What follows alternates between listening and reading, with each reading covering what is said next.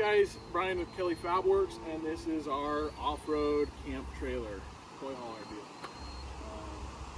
Essentially, we built this designed to be able to tow behind our Ranger 1500, but also big enough to put behind the truck and take it down the highway. We didn't want something too small where we got to worry about it tipping over, whatever. But I wanted something big enough to be comfortable. So these are a steel frame. Underneath it's all steel square tubing welded frame with aluminum ups. Essentially about here up, it's all aluminum. Good, heavy duty. I mean, essentially this thing is just a very well built, lightweight, off-road enclosed trailer. I mean, a guy could pay us to have, we could completely finish the inside if somebody wanted us to. These are going to be 100% custom, built to order units. This one is 12 foot long from the back end to the front of the V-nose. It's right about 5 foot tall from here up, and it's 6 foot 6 inches wide. We wanted to make it a little narrower, but being able to do it 6 foot wide,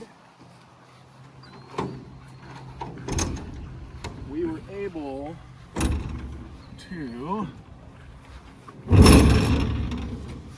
put, essentially, this is an RV queen size bed.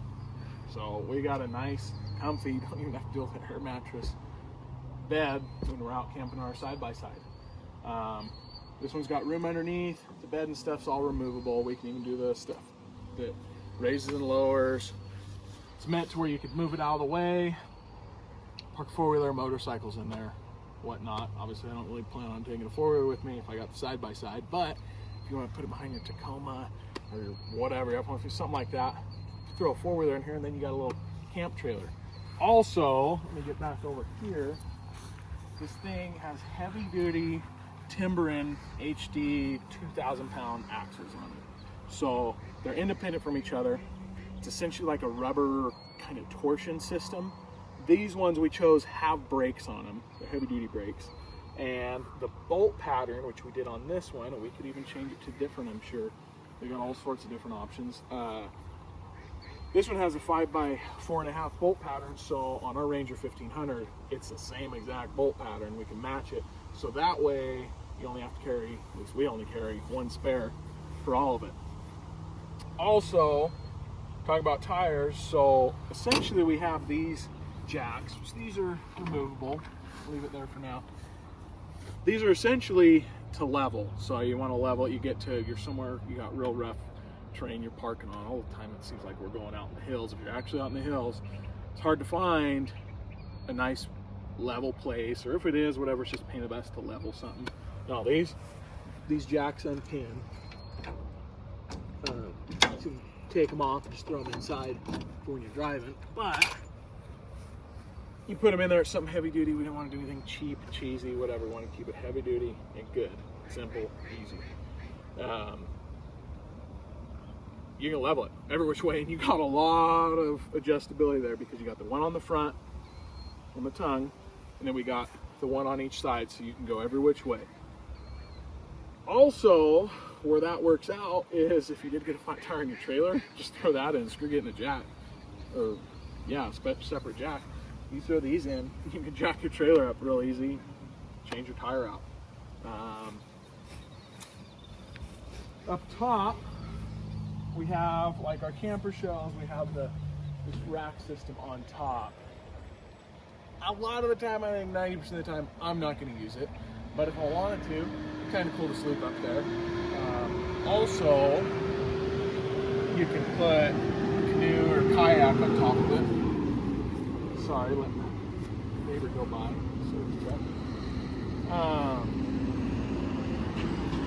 I mean, you can put tons of stuff up there, and it is very strong. It's supported very good inside. It is very strong up top. So, go up here, fourth forget. So up here, same exact jack. So there are 3 jacks. Jacks are exactly the same. You can just unpin it. So when we're towing it down the road, we take the jack off, throw it in the back of the truck. That way it's just not getting, I mean, we're meant to use these things off-road. You get it out of the way, it stays clean, ain't gonna get beat up as much.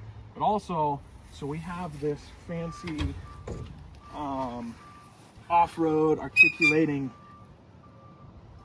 hitch. So what's really nice about this one, my favorite thing, the reason we went with it, is it hooks to a standard 2-inch ball. You don't have to deal with finding, oh, the male and the female, all that BS. No, you get a standard 2-inch ball. It articulates this way, this little part, and it articulates this way. So say you're out somewhere bad where you probably shouldn't be, and you tip your trailer over, it's gonna completely pivot and not gonna pull your truck over, or, you know, in theory. But they're good. You get a ton of articulation. You're somewhere rough, I mean, you're good there. This one we chose for the short height door. Originally when I ordered the door, we were actually planning on doing the whole unit shorter, but I decided let's just go a little bit taller, make it a little more comfortable inside, but it still works out good, like this door. So we're using legit RV doors. Got a screen and everything.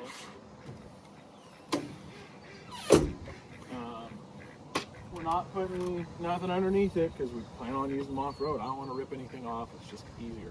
Throw a step in there. This is just our old step.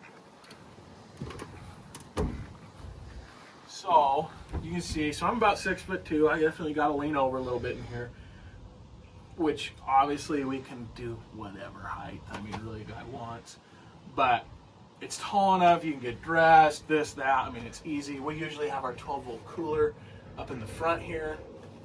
We plan on, right at the edge of this V, we plan on enclosing it, putting like little cabinets, and we have a legit battery area, excuse me, and like some shelves and stuff. We might even end up doing some bunks for our daughters. I mean, I got 3 daughters under the age of 3, so I'll have a nice little sleeping bunks, be nice. These windows we have are nice. The screens slide as well. Screen open you can. It's tall enough, like it's a good height here. We did it high enough to where we can put plenty of crap underneath the bed, but it's low enough to where you can still sit up, do that. I mean, we got these good supports in here for the roof. The wall supports, actually we planned on doing more wall supports. We made a whole bunch of them. We're gonna do a bunch, and as we put it together, we're like, this thing doesn't need it. It's good the way it is. This one is unfinished. As you can see, it's the same powder coat as the outside. We're gonna end up finishing it, which that'll be an option. A guy could have it just like this if they wanted to. Like this carpet's essentially just set in place. This is nothing fancy. So that way, with the carpet being set in place like this instead of permanent, so you get one, the nice thing about carpet, if you're anything out in the dirt, you bring a little bit of dirt in. If you have a hard floor, like something that's not carpet, it just gets everywhere and scatters. It's kind of nasty, kind of feeling real quick, where the carpet kind of sucks some of that stuff up, so it just feels cleaner for a lot longer, especially if you're out in the dirt. But what's nice with this carpet being removable is you can pull your bed out, pull everything out, you can pressure wash the thing. I mean, it's all aluminum, it's not going to rust. The only thing that is steel is your frame, which is outside of the whole unit, which it's powder coated as well. So that's nice, just having the carpet set in for whatever reasons you're going to do. But if a guy wants, we can insulate it. We are going to insulate ours. I mean, it does get warm in the day, but it's, I don't know, it ain't any worse than a tent, that's for sure. And it holds its heat and cool. We had a little air conditioner set up this weekend when we were hunting out of it. Works out great for, if you got kids, they love jumping off and hopping on the bed. Yeah, I mean, you have quite a bit of room up here with this queen size bed. Plenty of room to put, if you have little kids, a couple pack and plays. We put 2 pack and plays in here before. 2 kids can sleep, and you still have not a ton of room. It definitely cuts you down, but you still have plenty of room to get dressed, move around. This one, we did a fancy powder coat. It's got this texture, like hammer tone to it. It's nice. What we really like this is it hides the dirt a lot. I mean, it's just that white with the gray crackles.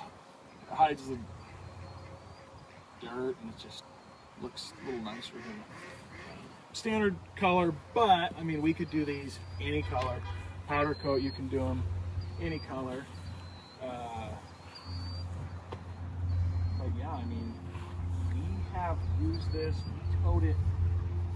The day I finished it, still ain't even really finished, but the day I got it good enough to drag down the road and kind of like side by side, we took it 150 miles back road through Nevada, northern Nevada, up to a reservoir, and we went up 4,000 or 5,000 overall elevation change, a couple little mountain passes we have to go through, about 5,000 foot in elevation gain. We towed it with our 1500 and it did awesome. I mean, we were cruising 55 down the good sections and it handles safely. But I mean, I know a lot of guys like us, I don't know if I touched on it earlier in the video, but really the reason we chose to do this size of trailer and where it really works awesome is it's small enough to where we can tow it behind that 1500. I think a Ranger 1000, Can-Am Defender 2000 would still pretty darn good. I mean, I think it'd still do pretty good because I'm very impressed with that. But it's small enough for that, but big enough you can throw it behind the truck and do 80 miles an hour. I mean, easy. I mean, you don't hardly feel it in a truck. I mean, it's awesome. Just because it's light. I mean, this one right here, as it is, not counting our stuff inside, around 850, 900 pounds. So it's, I mean, not super light, but it's heavy enough to where it stands its own stuff. It handles very good. That timber and axles we use off-road, it just soaks up the bumps really good. It doesn't have a ton of travel. We're going to build them a little different on the next one. This is a little closer than we'd like here on this one. Changed a couple things, so it made it a little different, but they don't have a ton of travel, but it still just soaks up the bumps good, and it's nice and quiet. I mean, it's dragging it off-road, it's 100%, I mean, I'm a little biased because we build them, but it's 100% the easiest trailer I've ever towed off-road just because it's so stable, and it just soaks up the bumps good. It works great. And also, on our first trip we took it on, we were camped out at a place, the trees are very overgrown, and it's tight, and I mean, so driving it out there, we drug, you can kind of see it looks a little funky up here. I mean, we drug going in and out on both sides on these trees, and it was enough. I didn't notice it going in, but I bet you it was going in. And coming out, I looked back and I could see one of the tires is off the ground. I don't really know how much other enclosed trailers would handle being physically mashed up against a tree enough to where half of it's off the ground with just a minor, oh, if you look really close you can see something. But I mean, we're essentially just making a heavy duty off-road enclosed trailer. Pretty much what it is. We've set it up. However, we have a nice little diesel heater that we're going to get finished setting up here. And actually, not that most people do it, a huge perk for us for that carpet rolling up is we're going to make some big kennels. We have pat goats, which I'm surprised they're not over here right now. We have some big goats, so we'll be able to haul meat on them and stuff for hunting. We're actually going to put 5 of them. We'll be able to put 5 of them there in their little kennels, move the bed and stuff, and then when we get to camp we'll be able to roll out the thing, let it air out, and then we got our animals. Not all you need, but yeah, I mean, it is what it is. It's essentially just a very well-built off-road enclosed camp trailer.